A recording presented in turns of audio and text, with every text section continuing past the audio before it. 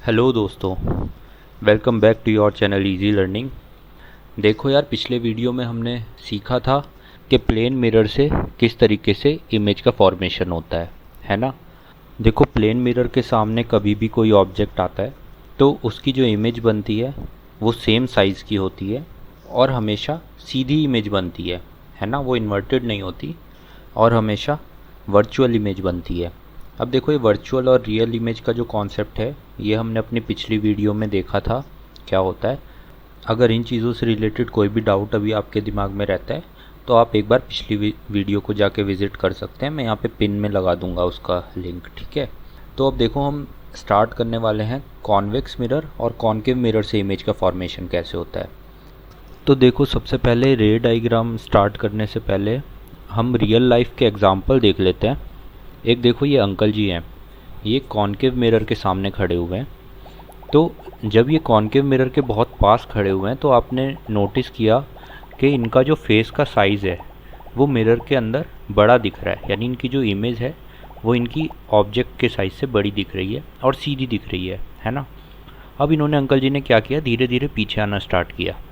जैसे जैसे ये पीछे आए इनकी इमेज और ज़्यादा बड़ी होने लगी और एक टाइम ऐसा आया कि इनकी इमेज इतनी बड़ी हो गई कि वो गायब ही हो गई मिरर के अंदर से, है ना। अब उस पॉइंट से जब ये थोड़ा और पीछे चलना स्टार्ट करेंगे तो ये एकदम से क्या देखेंगे कि जो इनकी इमेज है वो इन्वर्ट हो गई है, मतलब कि उल्टी हो चुकी है। अब उसके पीछे अगर ये और ज़्यादा पीछे हटना स्टार्ट करेंगे तो जैसे जैसे पीछे हटते जाएंगे इनकी वो इमेज इन्वर्टेड ही रहेगी लेकिन उसका साइज़ छोटा होता चला जाएगा, ठीक है। तो ये तो रियल लाइफ का एग्जांपल है कॉन्केव मिरर में इमेज कैसी होती है, ठीक है। अब इसी को हम देखते हैं कि अगर ये अंकल कॉन्वेक्स मिरर के सामने खड़े होते हैं तो इनकी रियल लाइफ में इमेज कैसी बनती है। तो ये देखो, अभी कॉन्वेक्स मिरर के बिल्कुल पास में खड़े हुए हैं तो आप नोटिस करोगे कि इनकी जो इमेज है लगभग ऐसी बन रही है जैसा इनका फेस है, लेकिन इसका साइज़ थोड़ा हल्का सा छोटा है प्लेन मिरर के मुकाबले। अगर प्लेन मिरर के सामने होते तो इनका साइज़ बिल्कुल एग्जैक्ट सेम होता। अब जैसे जैसे थोड़ा पीछे जाते जाएंगे तो इनकी इमेज सीधी ही रहेगी अभी भी, लेकिन उसका साइज़ छोटा होता चला जाएगा इमेज का, लेकिन इमेज जो है वो सीधी ही है। चाहे ये कितना भी पीछे चले जाएं, कितना भी आगे आ जाएं, इनकी इमेज कभी भी इन्वर्ट नहीं हो रही, ठीक है ना। तो इन दोनों केसों में आपने देखो रियल लाइफ में देखा कि एक्चुअल में कॉन्केव और कॉन्वेक्स मिरर से इमेज किस तरीके से बनती है। देखो यार, ये वीडियो जो है 15 से 20 मिनट तक की हो सकती है, लेकिन मेरे को यकीन है अगर आप ये लास्ट तक वीडियो पूरी देखोगे तो आपको फिर कभी रे डायग्राम बनाने में दिक्कत नहीं आएगी, ठीक है।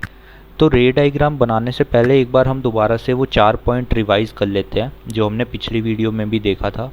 इन 4 रूल को ही हम हमेशा यूज़ करेंगे जब भी हमें रे डायग्राम बनाना होगा, ठीक है। सबसे पहला रूल क्या था कि अगर कोई भी रे प्रिंसिपल एक्सिस के पैरेलल आ रही होगी तो मिरर से टकराने के बाद वो फोकस पॉइंट से होके निकलेगी, ठीक है। रूल नंबर सेकंड क्या था कि अगर कोई भी रे फोकस पॉइंट से होते हुए आ रही होगी और मिरर से टकराएगी तो मिरर से टकराने के बाद वो पैरेलल निकल जाएगी वापस प्रिंसिपल एक्सिस के पैरेलल, ठीक है। रूल नंबर 3 क्या था कि अगर कोई भी लाइट रे सेंटर ऑफ कर्वेचर से पास होते हुए आएगी तो वो मिरर से टकराने के बाद सेम टू सेम उसी पाथ को फॉलो करते हुए सेंटर ऑफ कर्वेचर से ही वापस चली जाएगी। और जो सबसे लास्ट रूल था, जो सबसे कम यूज़ होता है बेसिकली, वो था कि अगर आपकी लाइट रे मिरर के सीधा सेंटर पे आके टकराती है तो वो जितने इंसिडेंट एंगल पे आके टकरा रही है उतने ही एंगल पे रिफ्लेक्ट बैक होके वापस चली जाएगी, ठीक है। तो हम आज के पूरे इस वीडियो में यही 4 रूल फॉलो करने वाले हैं और कॉन्केव और कॉन्वेक्स मिरर की जितनी भी इमेज है सारी इमेज फॉर्म करेंगे, ठीक है ना। तो देखो यार, हमने यहाँ पे कॉन्केव मिरर लिया हुआ है और कॉन्केव मिरर को ही हम कन्वर्जिंग मिरर भी बोलते हैं। कन्वर्जिंग मिरर क्यों बोलते हैं, क्योंकि अगर कोई भी लाइट रे इन्फिनिटी से इसके पास आती है तो ये उनको कन्वर्ज कर देता है फोकस के ऊपर, ठीक है। इसीलिए इसको हम कन्वर्जिंग मिरर भी बोलते हैं। अब देखो, इस मिरर का जो रिफ्लेक्टिंग सरफेस है वो लेफ्ट हैंड साइड में लिया हुआ है तो इसका सेंटर ऑफ कर्वेचर और फोकस भी लेफ्ट हैंड साइड में होगा, ठीक है। अगर कोई भी मिरर का रिफ्लेक्टिंग सरफेस जिस साइड में होता है ऑब्जेक्ट हमेशा उसी साइड में रखा जाता है, क्योंकि दूसरी वाली जो साइड है वो पेंटेड है, वहाँ पे आप ऑब्जेक्ट को रखोगे तो आपको कोई इमेज नहीं मिलेगी, ठीक है। अगर आपको इमेज चाहिए किसी भी चीज़ की तो आपको उसे मिरर के सामने वाली साइड पे रखना होगा, यानी कि रिफ्लेक्टिंग सरफेस के सामने। तो इसका reflecting surface left hand side में है, तो इसमें ऑब्जेक्ट भी जो प्लेस होगा वो लेफ्ट हैंड साइड पे ही प्लेस होगा। अब देखो इसके ये बेसिक टर्म्स आप जानते हो, प्रिंसिपल एक्सिस क्या होता है, सेंटर ऑफ कर्वेचर क्या होता है, फोकस क्या होता है। अगर आपको इन चीज़ों में कोई भी डाउट है तो आप मेरी पुरानी वीडियो में जाके देख सकते हो। देखो मैं कोई भी पुरानी वीडियो का अगर रेफरेंस देता हूँ तो मैं उसका लिंक हमेशा ऊपर यहाँ पे लगा देता हूँ। ये आई बटन जो आता है आप इससे जा कर के पुरानी वीडियो को देख सकते हैं, ठीक है। अब देखो कभी भी हमें कोई ऑब्जेक्ट की अगर इमेज चाहिए तो हमें सबसे पहले उस ऑब्जेक्ट की पोजीशन को प्लेस करना होगा, ठीक है। जब उसे किसी जगह पे रखोगे तभी तो उसकी इमेज बना पाओगे ना। तो ऑब्जेक्ट को हम यहाँ पे किस किस जगह पे प्लेस कर सकते हैं। एक पोजीशन तो होती है अगर ऑब्जेक्ट सेंटर ऑफ कर्वेचर से पीछे रखा हुआ है, ठीक है। फिर एक पोजीशन होती है अगर ऑब्जेक्ट को हमने सेंटर ऑफ कर्वेचर के ऊपर ला कर रख दिया। फिर एक पोजीशन होगी सेंटर ऑफ कर्वेचर और फोकस के बीच में। और फिर एक कंडीशन होगी जब आपने ऑब्जेक्ट को मिरर के बहुत ही पास ले आए। जैसे हमने उसमें देखा था अंकल जी शुरू में अपना फेस मिरर के बिल्कुल सामने लगा के खड़े हुए थे। तो वो कौन सा केस था, वो केस था जब आप ऑब्जेक्ट को फोकस और मिरर के बीच में ला के रख दिया, यानी कि मिरर के बहुत पास, ठीक है। अब देखो इमेज बनती कब है, जब भी कभी दो या दो से ज़्यादा रिफ्लेक्टेड रेज आपस में मीट होती हैं तो उस पॉइंट पे इमेज फॉर्म होती है, ठीक है। और कोई भी जो इमेज फॉर्म होती है उसकी कुछ प्रॉपर्टीज़ होती हैं। सबसे पहला तो कि वो लोकेशन क्या है उसकी, किस जगह पे इमेज बन रही है, उसका साइज़ क्या है। ऑब्जेक्ट से हम कंपेयर करते हैं कि ऑब्जेक्ट से बड़ा साइज़ है या छोटा साइज़ है।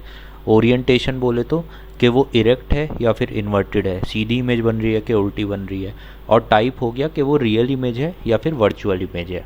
तो अगर रिफ्लेक्टेड रेज एक्चुअल में मीट कर रही हैं एक दूसरे से तो रियल इमेज बनेगी। अगर हम ऐसा सपोज कर रहे हैं कि वो कहीं मीट कर रही होगी लेकिन वो एक्चुअल में मीट नहीं कर रही तो वर्चुअल इमेज बनती है, ठीक है। तो सबसे पहला केस अब हम ले लेते हैं। अब पहले केस में हमने जो ऑब्जेक्ट को सेंटर ऑफ कर्वेचर से पीछे रखा हुआ है, ठीक है। अब देखो हम इमेज बनाने के लिए सबसे पहला अपना रूल अप्लाई करते हैं। हम इस ऑब्जेक्ट के हेड से एक लाइट रे को निकालते हैं जो कि पैरेलल जाएगी प्रिंसिपल एक्सिस से।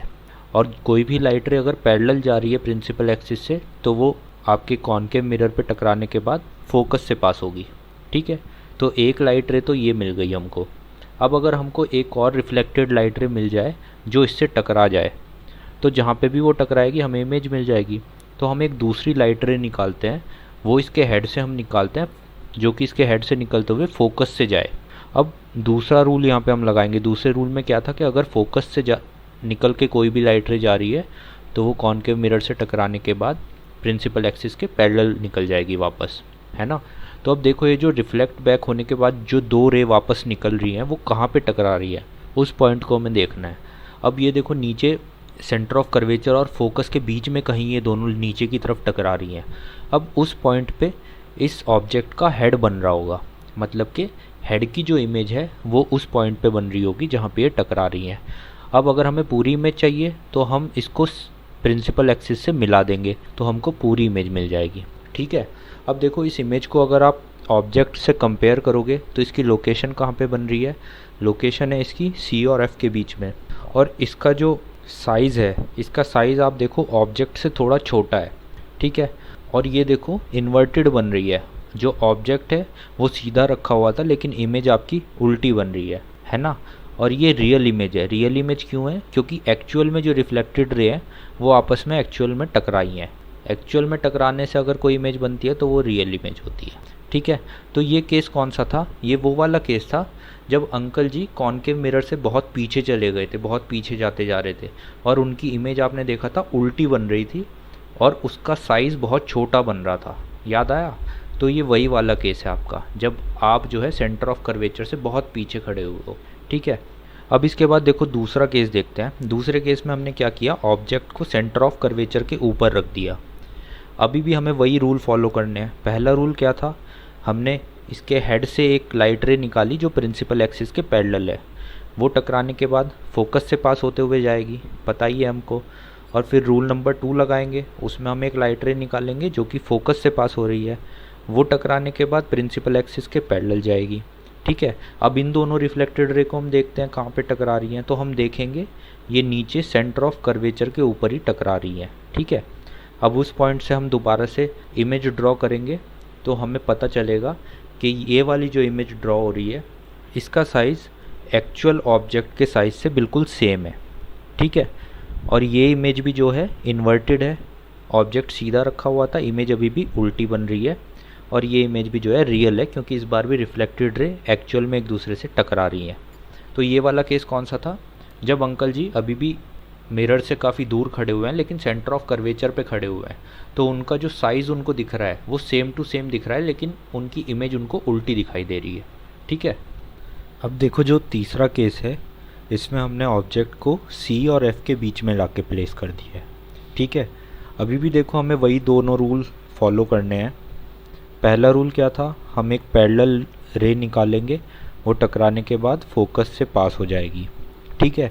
दूसरा रूल था कि एक दूसरी रे हम निकालेंगे जो कि फोकस से पास होते हुए आ रही होगी, वो टकराने के बाद parallel to the principal axis चली जाएगी। अब देखो जो इमेज फॉर्म हो रही है वो सेंटर ऑफ कर्वेचर से थोड़ा पीछे फॉर्म हो रही है और अभी भी जो इमेज है वो इन्वर्टेड है, लेकिन इस बार हम देखते हैं कि जो इमेज का साइज़ है वो ऑब्जेक्ट से थोड़ा बड़ा है। ठीक है। तो ये कौन से वाला केस था, ये वो केस था जब अंकल जी पीछे हटते जा रहे थे और एक बार बीच में उनकी इमेज गायब हो गई थी और फिर वापस से आई थी, और वापस से जब उनकी इमेज आई थी तो उनकी इमेज थोड़ी बड़ी थी और उल्टी आई थी, है ना।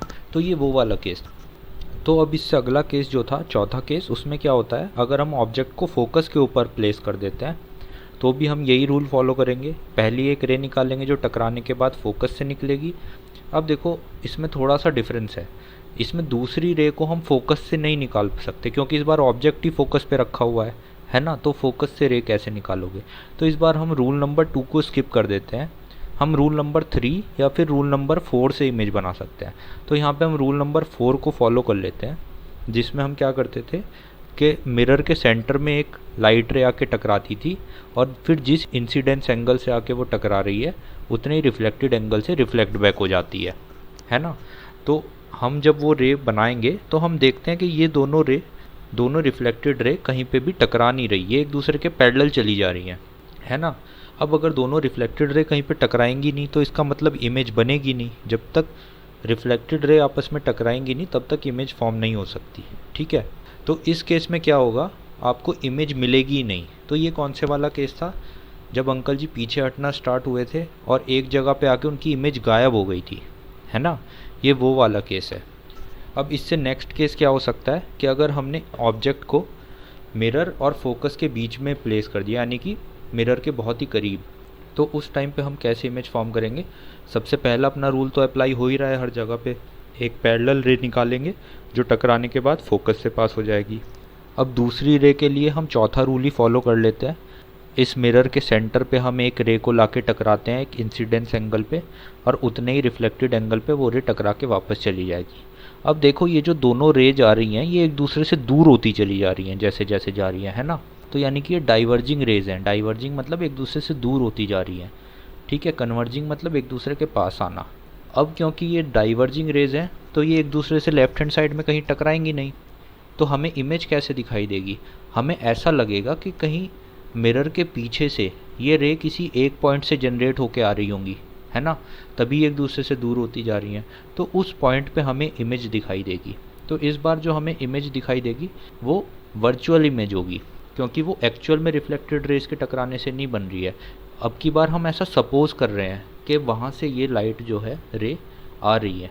तो जब भी हम किसी इमेज को सपोज करते हैं वो वर्चुअल इमेज होती है। इस बार हमें एक वर्चुअल इमेज मिलेगी जो कि मिरर के पीछे बन रही होगी, यानी कि राइट हैंड साइड में। और इस इमेज का देखो जो साइज़ होगा वो आपकी एक्चुअल ऑब्जेक्ट से बड़ा साइज़ है। तो ये कौन से वाला केस है, ये वो केस है जब अंकल जी कॉनकेव मिरर के बिल्कुल पास में खड़े हुए थे और उन्हें अपना फेस बहुत बड़ा दिखाई दे रहा था और सीधा दिखाई दे रहा था। इस बार देखो इमेज भी सीधी है, ऑब्जेक्ट भी सीधा है।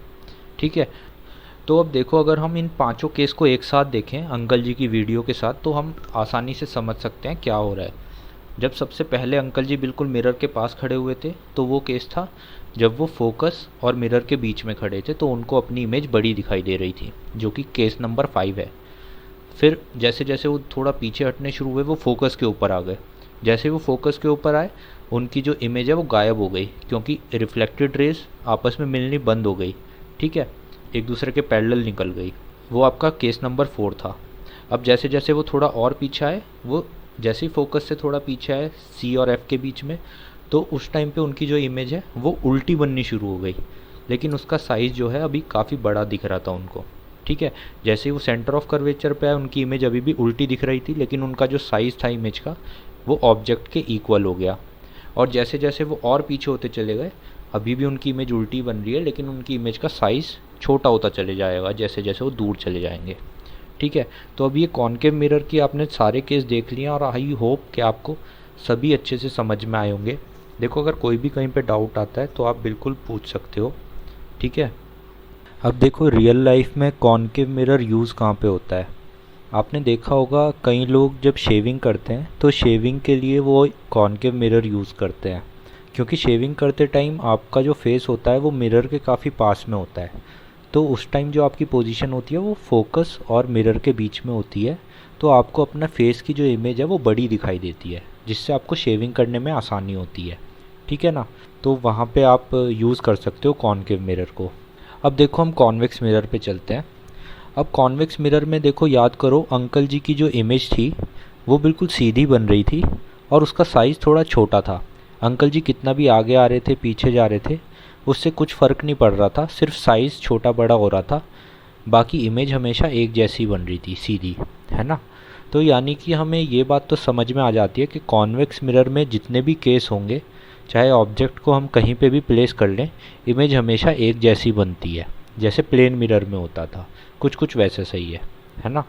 तो चलो हम देखते हैं किस तरह से बनती है। देखो, इस बार हमने एक कॉन्वेक्स मिरर लिया है और इसका जो रिफ्लेक्टिंग सरफेस है वो भी लेफ़्ट हैंड साइड में ही है, तो इसका मतलब इसका जो ऑब्जेक्ट है वो लेफ़्ट हैंड साइड में ही प्लेस होगा, लेकिन इसका जो सेंटर ऑफ कर्वेचर और फोकस होगा वो राइट हैंड साइड में होगा, क्योंकि इसका जो रिफ्लेक्टिंग सरफेस है वो इसके सेंटर ऑफ कर्वेचर और फोकस से अपोजिट साइड में होता है। ठीक है, अब देखो हमें वही रूल फॉलो करने हैं। सबसे पहला रूल हम क्या फॉलो कर रहे थे कि हम ऑब्जेक्ट के हेड से एक पैरेलल लाइन निकालते थे, तो इस बार भी हम ऑब्जेक्ट के हेड से एक पैरेलल लाइन निकालेंगे। अब देखो, क्योंकि ये डाइवर्जिंग मिरर होता है कॉन्वेक्स मिरर, तो इससे लाइट टकराने के बाद एक्चुअल में फोकस से पास तो हो नहीं सकती, क्योंकि फोकस तो दूसरी साइड पे है, पेंटेड सरफेस के आर पार तो नहीं जा सकती ना लाइट रे। तो लाइट रे टकराने के बाद एक एंगल पे बेंड होके निकल जाएगी। अब ये एंगल कितना होगा ये डिसाइड होगा फोकस पॉइंट से, क्योंकि रूल वही फॉलो होना है। ये टकराने के बाद फोकस से निकलनी चाहिए थी, लेकिन क्योंकि ये पेंटेड सरफेस है तो ये आर पार नहीं जा सकती, तो ये फोकस के सीध में पीछे की साइड निकल जाएगी। ठीक है ना, तो पहला रूल तो ये हो गया। अब दूसरा रूल क्या था? दूसरा रूल था कि अगर कोई लाइन फोकस से पास होते हुए आ रही थी तो वो टकराने के बाद पैरेलल निकल जाती थी। तो इस बार हम ऐसा ही करते हैं, हम ऐसा इमेजिन करते हैं कि एक लाइन है जो कि फोकस से पास होते हुए इसके हेड पे आ रही होगी। ठीक है, तो उस लाइन को अगर हम ड्रॉ करेंगे तो वो कुछ ये लाइन होगी, ये टकराने के बाद पैरेलल वापस निकल जाएगी। अगर ये टकराती नहीं तो ये सीधा फोकस से पास होती है ना, क्योंकि बीच में मिरर है तो इसलिए टकराने के बाद पीछे की साइड निकल गई, ये पैरेलल टू एक्सिस। ठीक है, अब देखो एक्चुअल में इस मिरर में क्या हो रहा है, जो भी लाइट रे मिरर से जाके टकरा रही हैं वो डाइवर्ज हो जा रही हैं। चाहे आप 2 लाइट रे ले आओ, चाहे 3 ले आओ, चाहे 10 ले आओ, जितने भी लाइट रे लाओगे वो कभी भी रिफ्लेक्टेड रे आपस में टकराएंगी नहीं, क्योंकि ये डाइवर्जिंग मिरर है। इसमें कोई भी लाइट रे आके टकराएगी तो वो एक दूसरे से दूर चली जाएगी टकराने के बाद। तो इसमें जब भी आपको इमेज फॉर्मेशन करनी होगी वो आपकी वर्चुअल इमेज ही फॉर्म होगी, क्योंकि रियल इमेज तो फॉर्म हो ही नहीं सकती। अगर रिफ्लेक्टेड रे आपस में टकरा नहीं रही तो यानी रियल इमेज फॉर्म ही नहीं हो सकती। तो वर्चुअल इमेज फॉर्म करने के लिए हमें क्या करना पड़ता है, हमें रिफ्लेक्टेड रेज को पीछे की तरफ खींचना पड़ता है। ठीक है, हम ऐसा एज्यूम करते हैं कि किसी एक पॉइंट से रिफ्लेक्टेड रे आ रही होंगी जहाँ से डाइवर्जिंग इनकी शुरू हुई होगी, है ना। तो इसी तरीके से हम डॉटेड लाइन पीछे की तरफ खींचेंगे तो हमें एक पॉइंट मिल जाएगा मिरर और फोकस के बीच में, जहाँ पे ये इमेज इसकी बन रही होगी, है ना। अब इस इमेज को अगर हम देखेंगे तो हमें मालूम पड़ जाएगा कि ये जो इमेज है वो सीधी है और उसका जो साइज़ है वो ऑब्जेक्ट से छोटा है। तो अब देखो हम वो वाला केस देख लेते हैं। अंकल जी जब कॉन्वेक्स मिरर के सामने खड़े हुए थे तो उनकी इमेज हमेशा सीधी बन रही थी और छोटी बन रही थी उनके एक्चुअल साइज से। तो यही वो केस है। इसमें अंकल जी कुछ जितना जितना आगे लाते रहोगे उनकी इमेज का साइज़ थोड़ा सा बड़ा होता रहेगा, जैसे जितना जितना पीछे ले जाते रहोगे उनकी इमेज का साइज़ और ज़्यादा छोटा होता रहेगा, लेकिन हमेशा छोटा ही रहेगा, कभी बराबर नहीं हो सकता, ना ही बड़ा हो सकता है। ठीक है, तो ये हो गया आपका कॉन्वेक्स मिरर। अब देखो कॉन्वेक्स मिरर कहाँ पे यूज़ होते हैं। कॉन्वेक्स मिरर आपके ज़्यादातर यूज़ होते हैं आपके व्हीकल्स में। आपने गाड़ी जब आप चलाते होगे तो आपने देखा होगा आपकी गाड़ी में पीछे देखने के लिए मिरर लगे रहते हैं। ठीक है, साइड मिरर होते हैं और एक रियर मिरर होता है जिससे आप पीछे का देखते हो। तो वो जो साइड मिरर होते हैं वो कॉन्वेक्स मिरर होते हैं। ऐसा क्यों होता है? ताकि आपको ज़्यादा चीज़ें दिख सकें पीछे की तरफ। अगर आप प्लेन मिरर लगाओगे तो प्लेन मिरर में आपको जो इमेज का साइज़ है वो ऑब्जेक्ट के साइज़ के इक्वल दिखता है। ठीक है, लेकिन कॉन्वेक्स मिरर में आपको इमेज थोड़ी छोटी दिखती है, तो इसलिए ज़्यादा इमेज दिखती है, मतलब आप ज़्यादा एरिया कवर कर सकते हो, है ना। आप कभी पढ़ना, आपकी गाड़ी के शीशे जो साइड वाले शीशे होते हैं उनके नीचे लिखा भी रहता है कि जो आपको इमेज इस शीशे में दिख रही है वो एक्चुअल साइज़ से थोड़ी छोटी है, उसमें नीचे लिखा रहता है। ठीक है, तो वो इसीलिए होती है ताकि उस छोटे से शीशे में ज़्यादा से ज़्यादा चीज़ें आपको दिख सकें। अब छोटी सी जगह में ज़्यादा चीज़ें कब दिखेंगी? जब उन चीज़ों का जो साइज़ है वो छोटा होगा, है ना। तो इसीलिए वहाँ पे आपको कॉन्वेक्स मिरर यूज़ होता है। तो ये यार आपका कॉन्वेक्स मिरर कंप्लीट हो जाता है इससे। तो आई होप कि आज की वीडियो आपको अच्छी लगी होगी। अगर आपको इमेज फॉर्मेशन में अभी भी कोई डाउट बचता है तो आप मेरे को बता सकते हो। ठीक है, तो अभी तक यार आप लोगों ने चैनल पे अच्छा सपोर्ट किया है, ऐसे ही सपोर्ट करते रहिए। वीडियोस को लाइक कीजिए और शेयर कीजिए। ठीक है, मिलते हैं नेक्स्ट वीडियो में। बाय।